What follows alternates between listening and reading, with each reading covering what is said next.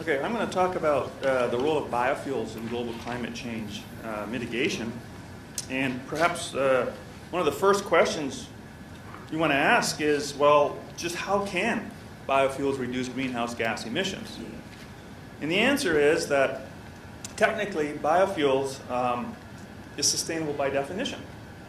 The CO2 sequestered in growing your corn is exactly offset when you burn the ethanol in your car. Now, but the trick is that you actually can replace gasoline. And so in that way, you're generating a net savings in greenhouse gas emissions. Now, I italicize replace because that we're going to visit a little later. And studies before 2008 showed that ethanol reduces greenhouse gases 20% relative to gasoline it's assumed to replace. So why the savings of 20%? Why not net zero, as we just said? Or if it replaces gasoline, why not 100% savings? Well, the answer is that they measure it with life cycle accounting. This is well-to-wheel measures of greenhouse gases for gasoline and field-to-fuel tank measures of greenhouse gases for ethanol. And so in 2007, the EPA had a law requiring ethanol that's produced to emit 20% less greenhouse gases than gasoline. Otherwise, you don't get counted towards the mandate, you don't get tax credits. And so U.S. interest in greenhouse gases is a recent phenomena, and the corn lobby jumped on this to say this is to tout ethanol as a good thing. Nevertheless, remember that the historical reason for ethanol was for local air pollution as an oxygenator, additives to gasoline, but also for reducing energy dependence and for farm income subsidy, reducing farm subsidy costs, helping farmers. But then, in February 2008, came the famous Sertinger report in Science that said, look, if you divert land to ethanol, commodity prices go up, and so there's going to be supply response somewhere else, and we're going to have land conversion. And when you convert land from grassland or forest, you're going to emit lots of CO2 emissions up front. And so life cycle accounting doesn't measure this, and so ethanol does not save greenhouse gases. This is called indirect land use change. ILUC is the affectionate way of calling it. And really it's just a leakage. It's just a market effect in the market. Now this caused a huge political furor. The EPA was forced to recalculate it to see if ethanol meets the threshold. CARB, the California Air Resources Board, went through the same thing. It took 2 years.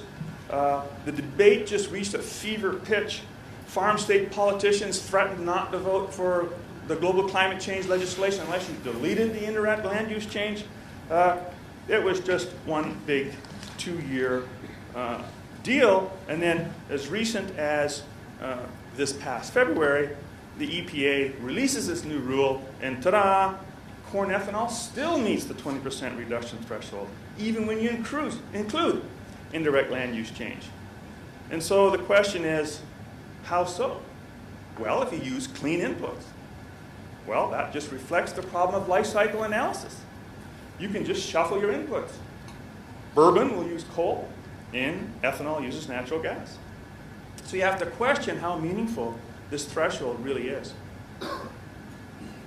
It also reflected, how do you measure indirect land use change? You can have all these models and you can change your assumptions and get pretty much any number you want. But through all this, life cycle accounting assumes that 1 gallon of ethanol produced replaces a gallon of gasoline. Is that true? And I'm talking, energy equivalent. So let's look at a supply and demand curve, and let's look at the case of a blender's tax credit.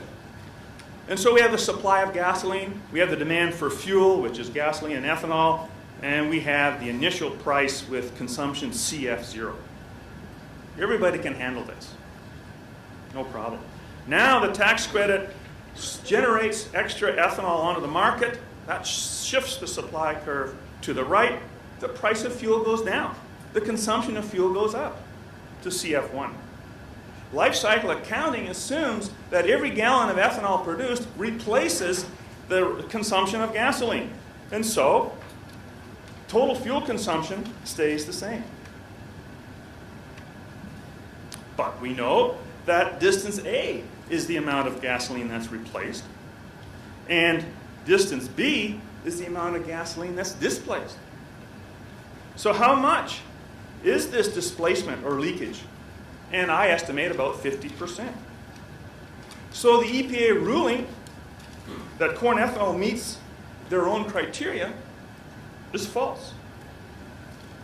And it just shows how much overemphasis there has been in the last 2 years on indirect land use change, which is a leakage, which is a market effect, and ignored the most important leakage right under your own nose within the output market, the fuel market.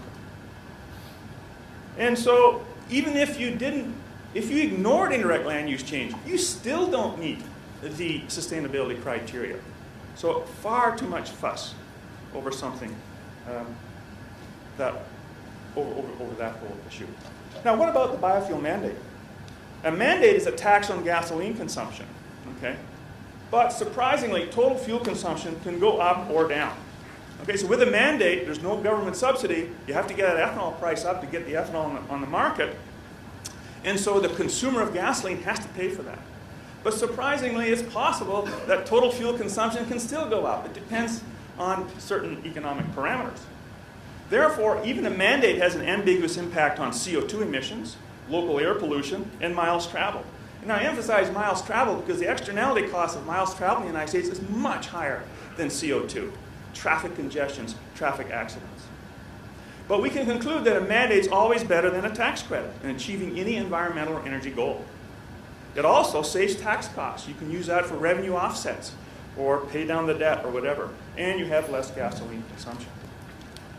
Now here is a kicker.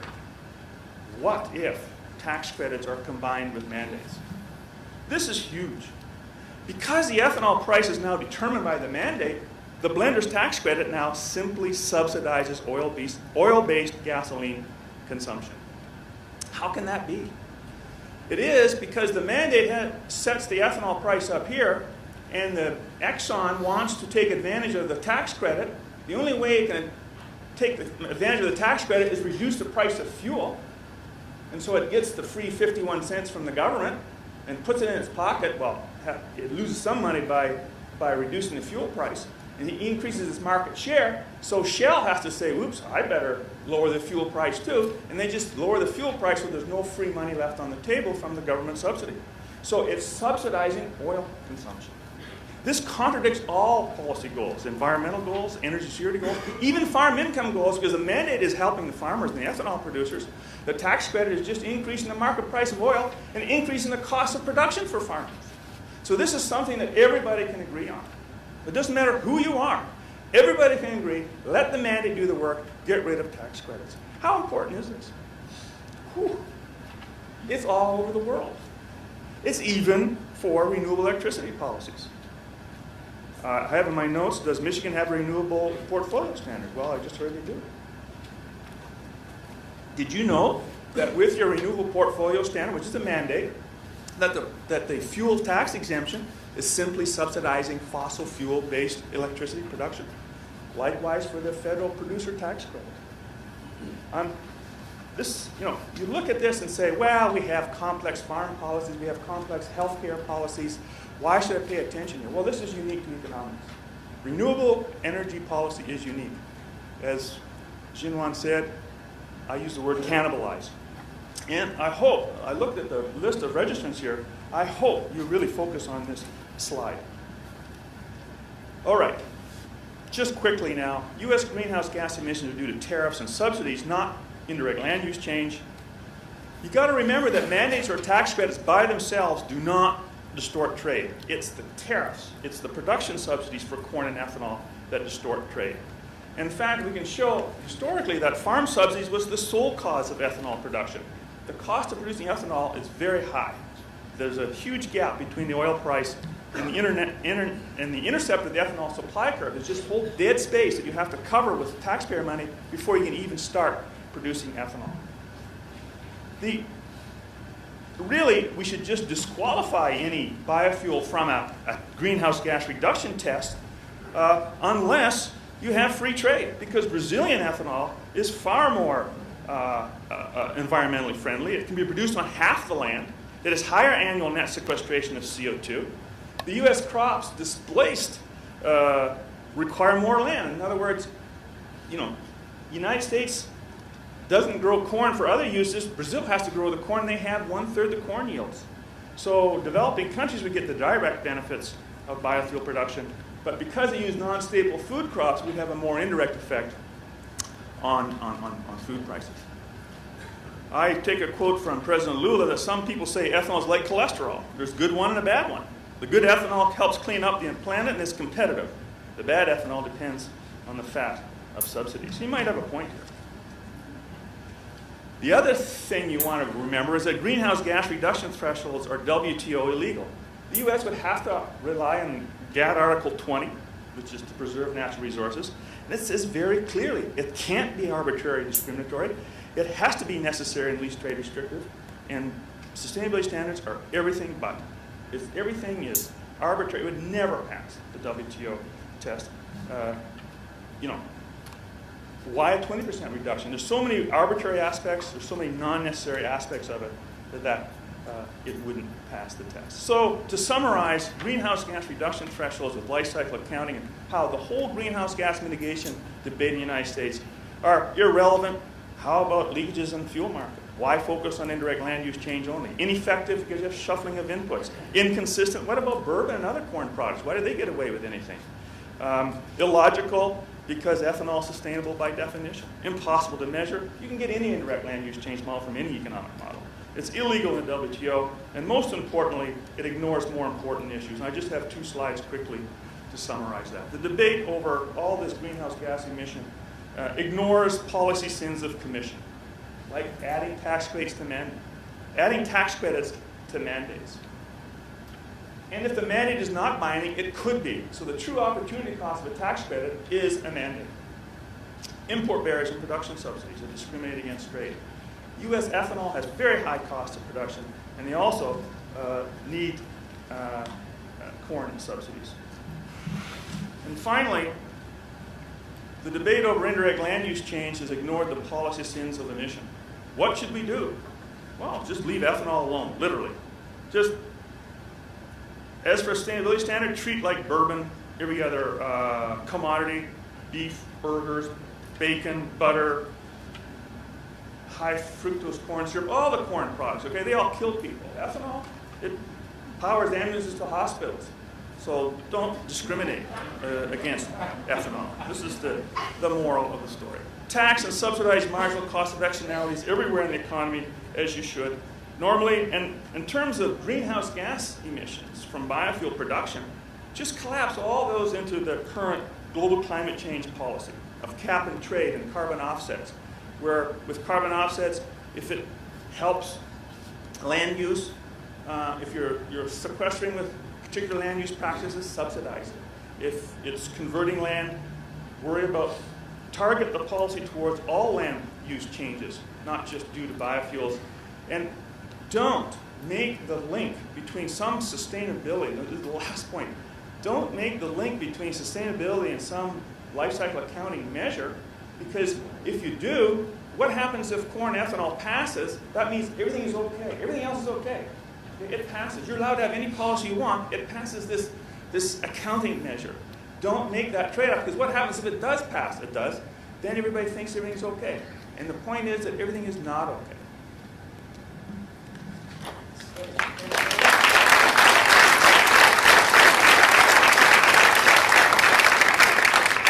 So that was that harmful questions. So,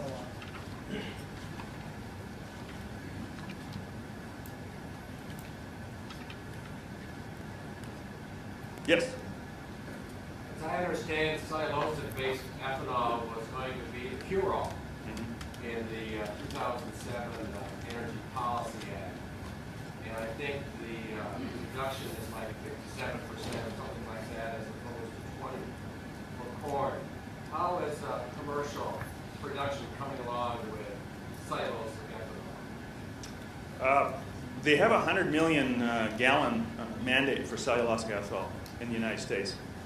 And apparently they're not going to meet it, and apparently EPA is going to relax the mandate, which is very unfortunate, because if you have a mandate and it's for 100 million gallons of cellulosic ethanol, if there's ever a policy that might have some positive benefit to society, is force people to take municipal waste, forest waste, agriculture waste, and generate 100 million gallons of ethanol. It wouldn't take very much.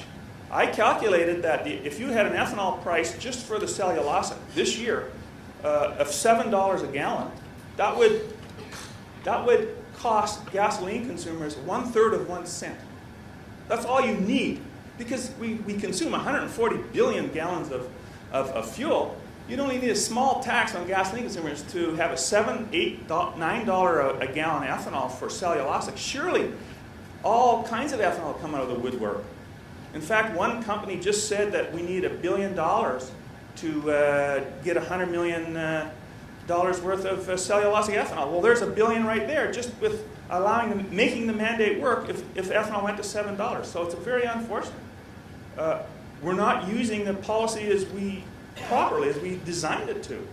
And meanwhile, we enforce the mandates on renewable electricity. We enforce the mandates on corn, when we should be enforcing on the small ones where we might really get true technological change.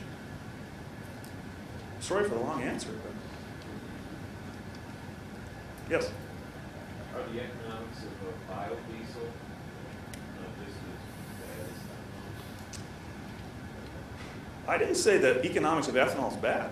I said that let the market decide, have free trade. Mandate might be okay, might not be.